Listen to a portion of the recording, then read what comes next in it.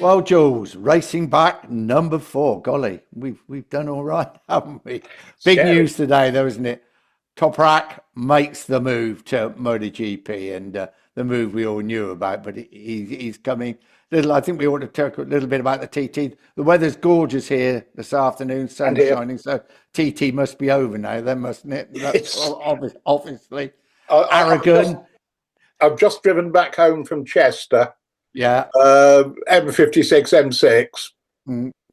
plenty of bikes heading south with loads of luggage. Yes, I saw them. I was coming back from Heathrow on Monday, going down the M40. Lots of Yeah, yeah, bikes yeah. with luggage. Aragon, you owe us a nice meal and drinks and things. But I bet you didn't put any money on Marc Marquez because I would think the odds would be pretty low. Yes, my stunning prediction that it'd be fastest in every session. It's not. You didn't have to be Nostradamus for that, did you? No, you didn't. But Talk a little bit about the Spa 8 hour race because I know you love endurance I racing do. and I Uh, love Spa as well, to be honest who with you. doesn't? And a company coming in, Dorna brought in to promote MotoGP in Great Britain and America, and we've got our opinions about that. But let's start with the big news today. Toprak. You notice I don't say his surname because, like many riders over all the years, I can't pronounce it properly. But he's I coming believe to it's MotoGP. Razgatlıoğlu. You Oh, don't thank you. pronounce the G towards the end, Yeah. which is a common thing apparently in Turkish. He's coming to Yamaha, Prima Pramac. It's going to be Mm. a works machine. Uh, Brave move now, do you think? Because, or has he left it too late? Because history is against him, isn't it? Yes, and I'm a trifle perplexed by the timing. With 1 year left on the current regulations and tyre, and then the year after, 27, we get the new tyres and sweeping changes, which would seem to me to be the time to come. But what do I know? I mean, Kenan Sofawala, who basically pulls the strings of all the Turkish riders, has always done things his own way as a rider and as a manager, Yes, yes, hasn't he? You yes, know, very much so. obviously he's got good sponsors out of Turkey, and it's a massive market, of course, big country, big population. He is able to get what he needs and what he thinks his riders need from that, and he's very much in control. Interesting. History is against him. There's only 2 world superbike champions who've come into MotoGP. Plenty has happened the opposite way around. Come into MotoGP and not won a world championship, actually won a MotoGP race. And those two were obviously Troy Bayliss as a replacement rider at Valencia. Not a wild card, as people often say. He was replacing the injured Gibernau. That's right. And probably totally overlooked what a great achievement it was to win Oh, that race because Nicky Hayden yes, clinched the world championship that day, didn't he? yes, indeed. And it was, I mean, but it was a remarkable bit of riding and managing. And Yeah. there was evidence, should you bother to look for it, of plenty of internecine strife at Ducati, the Superbike side of the office versus the Grand Prix side of the office. Basically, David Tardozzi came in with all the crew to look after Troy, the Superbike lot, and That didn't basically go down too well then. not remarkably well with the established order of Ducati management in the Grand Prix paddock. Yeah. That was Quite a, a it was lot of recriminate, well, crowing, I think is the only word for it. a But that was, as you said, it was Troy's single Grand Prix win. it So was. the only Superbike world champion who joined Grand Prix as a full-time rider and won a Grand Prix while a full-time rider was therefore Ben Spies. It certainly was. 2011. He won in Holland, and I think he'd have gone on to really would have pushed for the championship at some point, but injuries really, Oh, really halted Ben's speeds, didn't they? that horrible shoulder injury. There were also, I think, well-founded rumours of several concussions that were Yeah, worrisome. yeah, a great shame. One man that should have done it, should have won a race at least, was dear old Colin Edwards. 12 podiums in MotoGP, and do you remember the race in Assen? I'm sure you do Yeah, because you were commentating. I I think was. it was 2006. We were ready to celebrate, weren't we? And last corner, basically, he messed it up, flipped over the handlebars, and Nicky won it.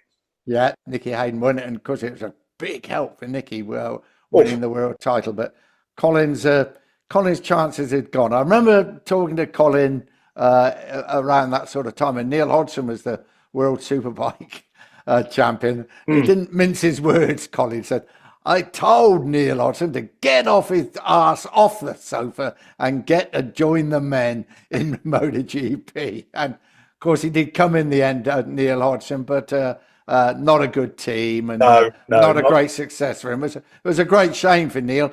Same for James Toseland, who joined a good team in Tech 3, but it never quite worked out, did it? But he ended up on what was basically a Bridgestone bike on Michelin tyres. Was that the way Yeah, it was? yeah, that's right. And he had that massive high side in testing in Malaysia. Yes. And it was, I mean, James in his first Moto Grand Prix race in Qatar was on the front row. Yes, he certainly was. We thought, here we go, didn't we? Let's be Absolutely. honest. We thought, here we go. And injuries played a big part. You were very involved, obviously, in the Carl Fogarty era with the World Superbike. He never came. I think he would have done with the right offers and the right machinery, but who could blame him? He was making a fortune and he was a national hero. Absolutely. You certainly wouldn't have got on a privateer bike if you were Carl Fogarty. You'd have wanted something works and well supported. And you get the feeling he could have had it. But as one of the Italians said, it might have been Bastianini a few years ago, Moto Grand Prix is a train that only stops once. Yeah, yeah, and that is absolutely true. Jonathan Ray, often rumoured he was coming. He rode a couple of times, didn't he, Jonathan, replacing an injured Casey Stoner at Honda. That's right. Aragon. I mean, Aragon was the first one, that's wasn't right. it? Yeah, to Aragon. And I think I'm checking my facts here. I think he finished. He was, I think, sixth or seventh in Aragon. And It was also, top 10. he rode very well indeed. He rode superbly.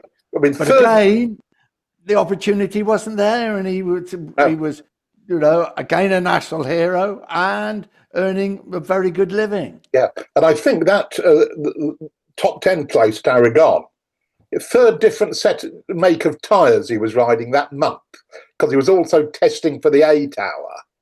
Yeah. There was a rumour that one of the Japanese engineers said to him, Johnny-san, we have some more fairings in the truck. I think quite rightly, given his commitments in World Supers and the 8 hours, he was not going to take any daft risks. No, I don't. Who can absolutely blame him? You know, he had a day job to get on with. You know, I mean, you always hear this, don't you, from people who've not thought about it too much when there's a vacancy like that in the middle of a season. Oh, give a young guy a go. You know, with no testing. You know, it's a hospital pass in the worst sense of the phrase. It's no use to anybody's career at all.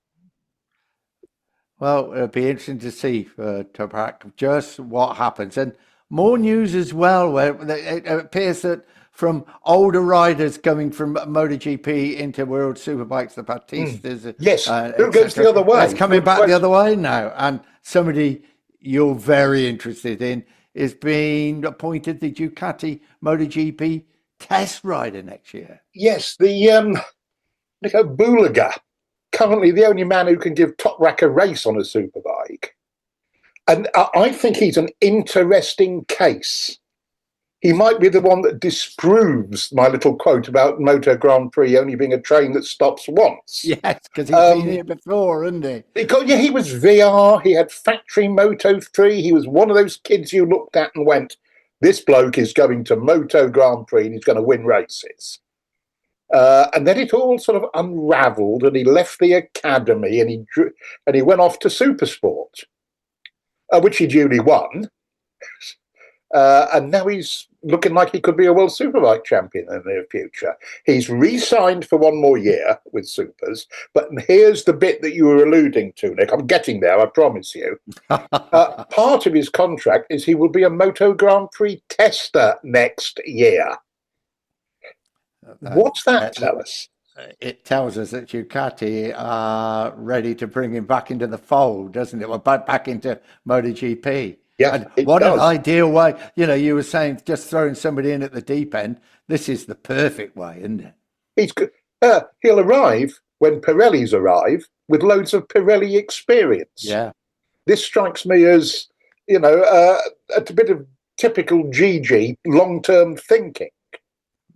Now, whether that means you'll get a load of wild cards a la Michele Pirro, or whether he will be in contention for a full-time ride, he's still youngish, isn't he? So yeah, that's right. No, I can see him as, you know, who's the Italian on the factory Ducati going to be? Yeah, yeah. You know, what I mean, Bagnaia, I know, but let's be honest. Marquez has done him. Completely done it. He certainly has. I was going to talk about the TT, but I think we'll talk about Aragon just before. And go on. Well, Marquez land, isn't it? Full stop. And it's not only Mark that dominated the proceedings, but his brother Alex is looking so good now. Yep. The only session that Mark wasn't fastest in, he didn't have the fastest lap in the sprint race. Guess who did? Well, could it be Alex? Yeah, spot on, sir. Yeah.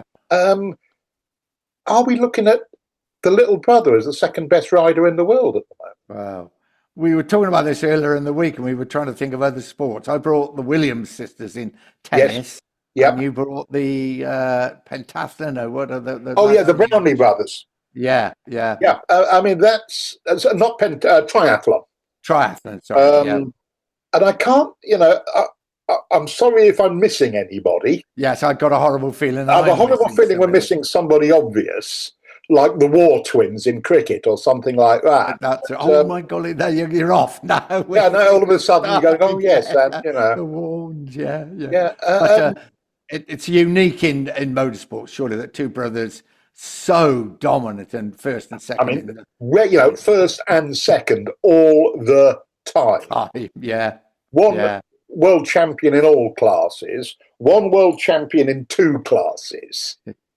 And you just get the thing that if Mark decides to do what Mark does occasionally and, you know, drop a ricket here and there. Oh, yeah, surely. Well, that's exactly what's happened before. Obviously, Zarco and Bezzecchi took their chances when they came. Yeah. Indeed. Yeah. And you know that Mark is very keen for his little brother to do well. Very keen. But how doing well doesn't mean beating him, does it? No, it doesn't. That would focus the mind a little, I feel. Yeah.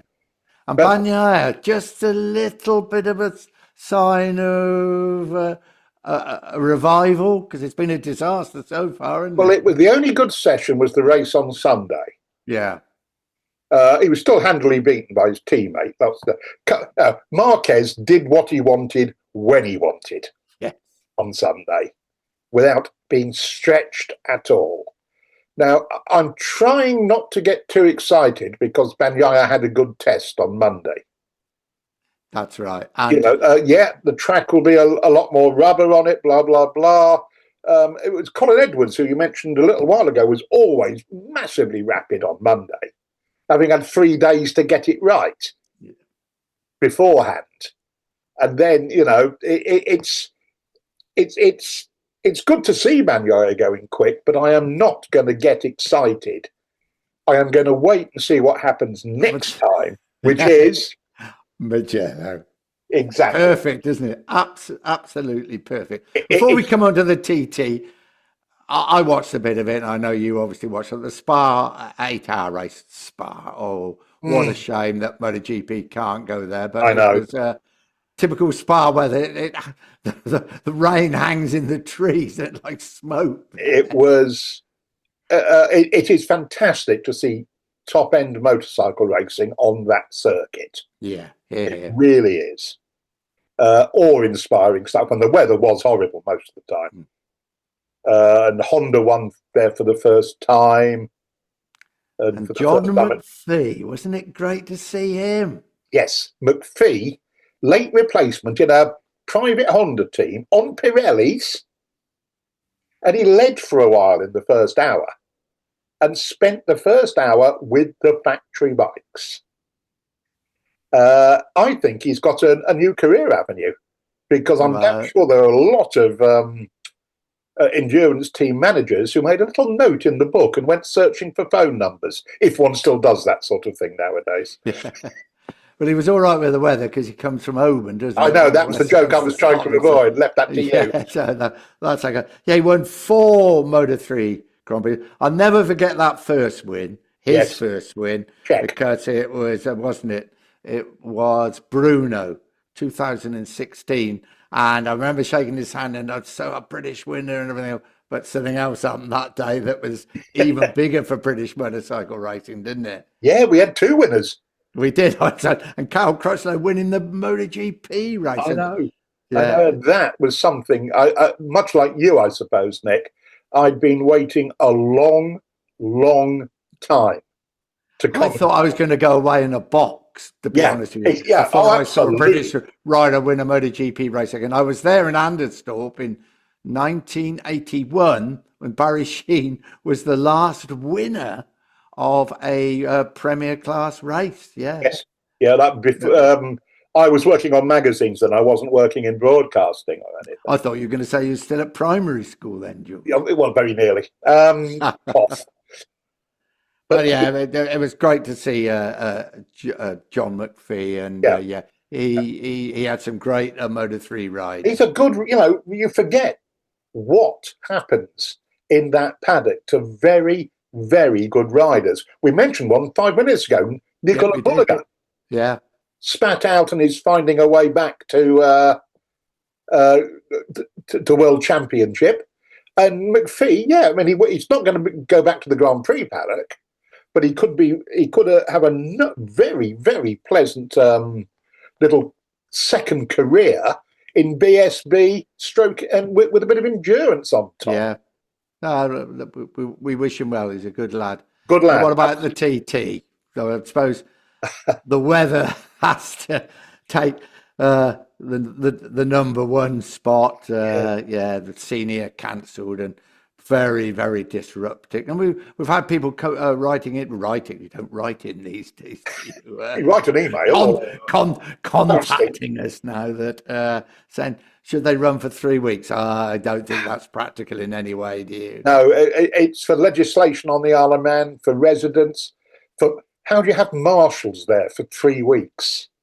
How do you closing the roads as well? Yeah, spectators. What am I supposed to do? Take 3 weeks holiday, and you can't. It's no, it's just not a practical idea. I'm afraid. And you can get 3 weeks of bad weather on the Isle of Man, can't you? Yeah, I mean it's. I think only the second time in history they haven't run a senior. Yeah, I think so. Yeah, I mean, and as we said last week, they did absolutely brilliantly, and rider safety was most important. And but to give you a little update on my pod dwellers, do you remember they were your friend pretty wet and miserable in a Douglas field when we last spoke to them? Well, remember that Al Sherman record, Hello Mother, Hello Father? Cape Granada. Cape Granada, and it's raining and it's not much of a place. And then the rain stops and he says, please disregard this letter. Yeah. That's, I think, what happened to my two friends. One, they had a trip round in the coach with Peter Hickman as the man doing the commentary, obviously before his crash, I think the day That after. And that that they would, found was absolutely spellbinding. it would be. It would. Hickman can talk well anyway. Yeah, and some of I say I won't say the name of the guy, but he'd finished second in the Manx Grand Prix, so he knew his way round the island, Yes. but he Yes. didn't know his way round the island like that, I can assure you. And then the weather cheered up, and they saw quite a lot of practice. So I suppose. Yeah. everything was a lot better. I'm glad to say. Yeah, Good. yeah. I, And now the I, pods are off to Glastonbury. The pods that they all Oh, slept in. I They're on like their it. way on the boat to Glastonbury. Yes. Well, you can't keep them for 3 weeks, can you? The No, you're absolutely right. But yeah. 4 wins for Michael Dunlop, 33 overall. That's incredible. And I know you'll be pleased. Honda back at it. It was good. Honda's tradition with the Isle of Man. Well, You don't have to be a student of motorcycle racing history to understand why Honda are the one Japanese company that have literally always supported and persevered and tried to send good riders on good machinery to the Isle of Man. It still matters. When Jim Moody got the 100th TT win, yeah, it was Kawashima, I think, who was over. The president of Honda. Nothing else on the business card, just president. It meant. It's where it all started for them, wasn't it? I mean, yes. He came over, I think, 2 or 3 years before they made their debut, just after the war, and was astounded by the speed of the smaller capacity bikes. Yes. Took, I think, in hand luggage, half an engine home with him. And it's a classic story. Came back and the media, the British media, smiled and said, "Oh, nice to see." But little did they know they returned, and they returned big time, didn't they? Absolutely, and basically invented modern motorcycles. Yes, that's and right. Therefore, modern motorcycle racing. Yeah, with some obviously engineering genius, a large streak of ruthlessness. Very much so. And some very, very good riders who were fiercely loyal. People like Jim Redmond, Luigi Taveri. The likes of Redmond never really got the credit, I don't think. I'm inclined to agree that he deserved. Everybody thinks of Honda in those days, and what am I to say? Mike Hayward and people like that, who was my hero. But Jim Redmond did a brilliant job. Tom Phillips, of course, who was killed in the Isle of Man. They were the real early that really developed the Honda multi-cylinder bikes, weren't they? And Jim Redmond was effectively Honda's team captain. Yeah. And not a man you trifled with. To put it mildly. No. There was a wonderful quote from Sashiro, because Redmond and Tom Phillips, I think, is the other bloke in this, who rode the bikes when they were being developed. They weren't totally reliable. There was a while when you wouldn't necessarily wanted to have been on one. Yes, yeah. And then other riders realised, hang on, they're reliable now. Just a minute, this is the coming thing. Yeah. Faster, more established riders tried to, as riders do, obviously, to muscle in. And Sashiro said Jim San and Tom San rode them when they were slow. They will ride them now they are fast. Yeah. And they did to great effect. But Honda and the Isle of Man, it's a partnership, a love affair that will never go away. It's one of there is something right about seeing a Honda, especially in those factory colours this week. Yes, that's right. That was terrific. There is something that is right about that. Yeah. It was a very interesting TT, and I'm sad about the weather, but that's almost, easy for me sitting here in the warm and dry and saying that's part and parcel of the TT. The weather's part of the story, but yeah, when you're there, it can be pretty miserable. Yeah, but it's, what have we got in other British summer sport? There's a cricket series, Yeah, Test match against India coming up, isn't there? The yeah, best team in the world. yeah. But I could buy a ticket, but the weather might decide I don't see anything. You're no good. You can't go. Yeah, you mentioned Michael Dunlop, and I think we should just mention. I'd like to mention him again, underlining what a remarkable rider he is. Yeah, what a remarkable sportsman. He's sort of like McGuinness with attitude. Not what you expect a modern sportsman to look like, be like, talk like, do. He's not interested in motorbikes, it seems to me, for most of the year. Just for these couple of weeks in June. Yeah, I'll just hop on one and lap at about 135 miles an hour and win another TT. And win a bunch of middleweight TTs. Just astonishing. Yeah. The Dunlop dynasty, I mean, something that is just unthinkable, really. So I think is that the right word? It is. Somehow it could only be Irish, the story. Yes. And it is, for once, Nick, words fail me. Yeah, there is. Words fail us. There is. I think it shows the enormity of what he's achieved.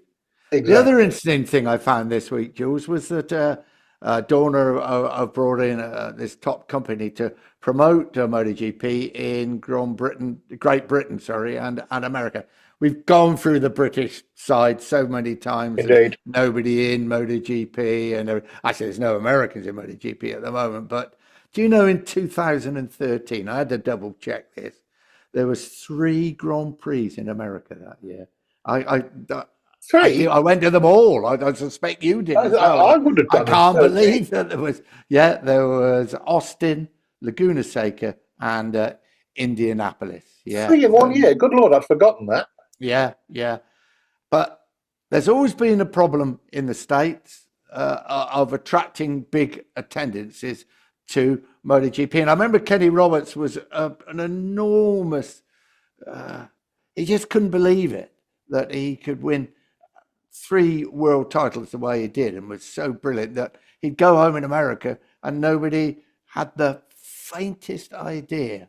Yeah. I also remember in '89 when Eddie Lawson signed for Rothman's Honda when he was at Yamaha and then just went for a year with Irv Kanemoto. I remember the phone call from Wayne Gardner as well about 5 o'clock one morning. Did I know what had happened? What is this? They've signed Eddie Lawson. Anyway, so kind of long story short, we rushed over to California to do a lot of preparation with Eddie. It was still a secret at the time. He was coming filming and photographs and everything else. We had a great time, and we got friendly with Eddie's mates. And I remember going out one night for a drink with him, and the guy collared me over a beer. He said, "What does Eddie actually do? He races motorbikes, does he, in Europe?" But he didn't realise. In America, nobody knew. In Europe, he was an absolute hero. There were countries in Europe he couldn't have taken a walk down the street on his own. No, that's right. Yeah, but no, they really didn't know. And I know Kenny in particular, he worked so hard, and in tragic circumstances. Laguna. 93, Laguna, he'd worked his butt off to promote the race in Laguna. American rider Wayne Rady was going to win the world title, and he got a lot of people involved. Dennis Noyes, we were talking about Dennis last week, weren't we? The doyen of the media, had a lot to do with the promotion. They worked so hard, and then the week before at Misano, of course, Wayne had that terrible crash and obviously was paralysed, and it just, well, as you can imagine, just flattened the event, didn't it? Flattened. Completely. And it's breaking the American. this is a story we've been talking about since the Beatles, the Kinks, and the Stones went there. I think back in America, Yeah, where American football, basketball, and baseball rule yeah, in terms of money. Motorsport, well, I suppose NASCAR has some clout, and the Indy 500 as a one-off event has massive clout. yeah, yeah. But I loved going to Indianapolis. I thought it was it's a place that I thought was fantastic. And so often I was in these situations. Everything about it was great, apart from one thing: the track. It just didn't really suit Grand Prix motorcycle racing. It didn't inspire, did it? It didn't. But just driving in through that tunnel, like I can feel it now. I think it's the biggest stadium in the world, isn't it? You could just feel the historic presence, the yard of bricks on the start and finish line. Like everybody, I walked out onto the start-finish straight to see the yard of bricks. That's right. And I remember the banking. Bradley Smith won Moto2 there. No, don't think so. He got a top 3 in. Yes, yeah. Because the trophy he got had one of the bricks on it. Oh, it did, didn't it? The trophy. And I saw him in the press conference, and he said, "This one's going home." And I thought, "Blimey, a racer taking a second place, yes, taking a second place trophy home. There's a novelty. Those are normally thrown into the back of the shipping container and never seen again." Yeah. No, it was, and the people there were amazing. They knew how to run a big event. It was a pleasure working. And I loved Indianapolis as a place. I did go to baseball. I did go to a massive stadium, an American football stadium there with a roof and everything. I did go there once. Yes. And then you had the Indy Mile, didn't you? And yes. What an event. I went twice to the Indy Mile. Yes, I did. I went twice, yeah. And that was, for any of us whose ideas about motorcycling and motorcycle racing were influenced by On Any Sunday, and given that we were of a certain age, they were. They were very much so. Then that was, we talk about bucket lists, but that was about number 1A on the bucket list. And Kenny Roberts rode the 750 Yamaha, didn't he? I mean, the TZ. How did you ride that bike on the dirt? And the start, I love Speedway, as you know, and I often go, there's 4 starters. In that, there's about 20 starters. And they were coming down the main straight at 100 miles an hour. It was staggering. Nicky Hayden rode there as well, didn't he? Nicky Hayden rode a Ducati boy at the time. He rode a Ducati engine. I think Larry Pegram was riding in AMA and going quick. And I recall Nicky stopping after doing a laps fast enough to qualify him for the main final, by the way. Yeah. And he took his helmet off, and there was the look of a man who had just been reunited with his first love. First girlfriend, yeah. Absolutely. And it was, I remember standing down at turn 1 with Neil Hodgson and saying, "What do you think, Neil?" And he said, "I think I'm looking at 25 Marc Marquez's." Since all slide in the back and push in the front. Yeah. That was wonderful. And just going back to Laguna, Kenny in particular, as you can imagine, was always on about Laguna to us. You soft as you've never been to anywhere in your life. Oh, God. You want to go and see the corkscrew. It's the most amazing bend off the edge of the world. We go, yeah, all right, Kenny. Yeah. When we got there, of course, he was dead right, wasn't he? What a corner. I've ridden Laguna. Have you? Oh, my golly. On the GPZ 900 launch many years ago. And I remember, and I was about the slowest bloke on track, obviously. And I wobble up out turn 5 as it was then, up the hill, bit of a right, over the crest. Right, left turn coming up, that's to be the corkscrew. Good God almighty, I've got it was like dropping off the edge of the earth, wasn't it? It is. Racers will tell you it looks much more problematic than it is as a technical problem. But doesn't mean it's not one of the most spectacular things you can watch. Very much so. And I'm sure you did. I commentated on every one of Valentino Rossi's MotoGP victories, Yep. apart from one when I lost my voice. Probably the greatest ever one ever, 2008, Laguna Seca, and the overtake maneuver at the corkscrew The on dice, Casey Stoner. the dice. It was the world's greatest demonstration of how to win against a faster bike on a twisted track. Because Valentino knew that if he let Casey get onto the start-finish straight in front and get a clear lap, he was gone. And Valentino, the number of times he retook at the last corner, so Valentino led onto the straight, and then there was that move that I think nowadays would get him a penalty from Simon. I think was it you go over the green markers. He was in the dirt. He was at the Indy Mile at that. He was completely. It would nowadays be. Then there was no mechanism, and I don't think there was a reason to penalise it at the time. I don't think anybody except Casey thought so, but and Casey wasn't amused, to put it mildly. He wasn't, and then it came to the last bend. I think was it on the last, and Casey was lining him up, wasn't he, to take him to try and win the race. He went down, didn't he? Well, he nearly crashed in the back of him. Yeah, and he had to turn. He went in, but he remanded to finish in. Yeah, it was a Hail Mary coming in, but but it was what, as you say, one of Valentino's most remarkable rides. Hold your horses, Mr. Harris. That is the 2-minute warning has just come up. So Laguna, Monterey Bay. Oh, what a lovely, fabulous place. But lovely. Indianapolis, as I said, I absolutely loved. Austin, I know you really liked. I probably didn't get to Austin quite enough, but thank goodness there is still a Grand Prix there, and it'd be interesting to see with MotoGP perhaps coming under the umbrella of the same people, the American company who do Formula One and everything else they do with the Netflix film Drive to Survive. It's made Formula One so big in America. Yeah, that has measurably had a massive effect for those of us who are inclined to poo-poo marketing, flannel here and there. There is no question. They want. I mean, old fogies like us. They did.